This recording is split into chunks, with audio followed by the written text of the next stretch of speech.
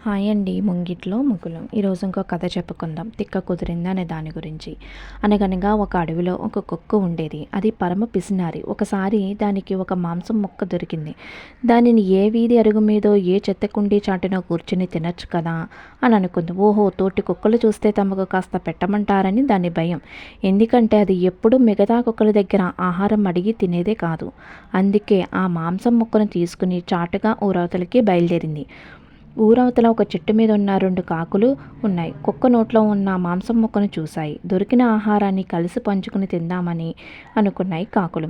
కుక్క దగ్గర నుంచి ఎలాగైనా సరే మాంసం ముక్క కొట్టేయాలి అనుకున్నాయి. అందుకని అవి కుక్క ముందు వాళ్ళు స్నేహంగా కబుర్లు చెప్పడం మొదలుపెట్టాయి. కుక్క మామ అని బాగున్నావా? ఊర్లో నుంచి వస్తున్నావు, ఏమిటి సంగతులు అని ఒక కాకి అడిగింది.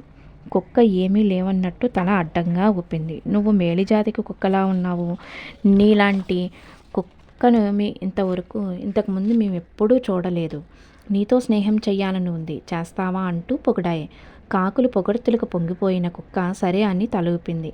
వెంటనే 2 కాకులు సంతోషంగా అరుస్తూ కుక్క చుట్టూ తిరుగుతూ ఆడుకుని సాగాయి. ఒక కాకి కుక్క వెనకకు, మరొక కాకి కుక్క ముందుకు చేరాయి. వెనకున్న కాకి హఠాత్తుగా కుక్క తోక పెట్టి లాగింది. ఉలిక్కిపడిన కుక్క మాంసపు ముక్కను నేల మీద పెట్టి వెనక్కి తిరిగి చూసింది. ఇంతలో ముందు వైపు ఉన్న కాకి ఆ మాంసం ముక్కను నోటితో కరుచుకుని రివ్వున ఎగిరిపోయింది. పైన పోయింది కదా, ఇంకో 2వ కాకి కూడా అక్కడి నుండి వెళ్ళిపోయింది. 2 చెట్టు మీద కూర్చుని మాంసపు ముక్కలు పంచుకుని తిన్నాయి. పాపం ఆ కుక్క నోటు మాట రాక అలా చూస్తూ ఉండిపోయింది.